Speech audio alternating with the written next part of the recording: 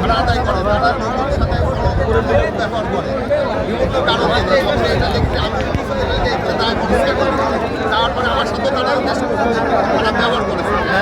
করার পর পরে তখন আমি শেষ করি পড়া থেকে তখন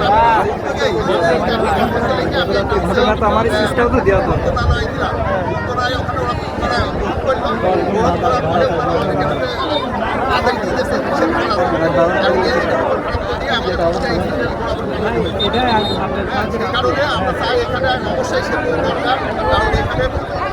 একটা পাশে শিলাইতে আছে গরিবের কিছু অংশ আছে আবার আপনার সাথে একটা সরাসরি সংযুক্ত তাছাড়া লালন রবীন্দ্রনাথের প্রতিবারে যাওয়া আসার একটা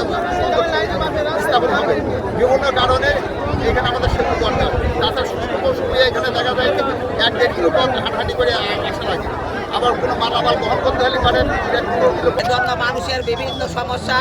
তাছাড়া পাবনার সাথে সংযোগের জন্য প্রায় 70 কিলো রাস্তা ঘুরে যাবে যদি এই সেতু হয়। মনে করি কুষ্টিয়া এবং পাবনার সেতু বন্দর হচ্ছে গড়াইঘাটে একটা সেতু এজন্য এলাকার মানুষের প্রাণের দাবি আমরা এই মানুষের প্রাণের দাবির সাথে আমরা একতাবদ্ধ হয়েছি আমরা ঐক্যমত পোষণ করেছি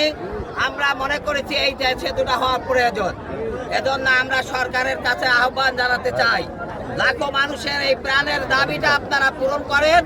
এবং খোরাইঘাটে একটা সংযোগ সেতু দিয়ে কুষ্টিয়া এবং পাবনার সাথে যোগাযোগের যে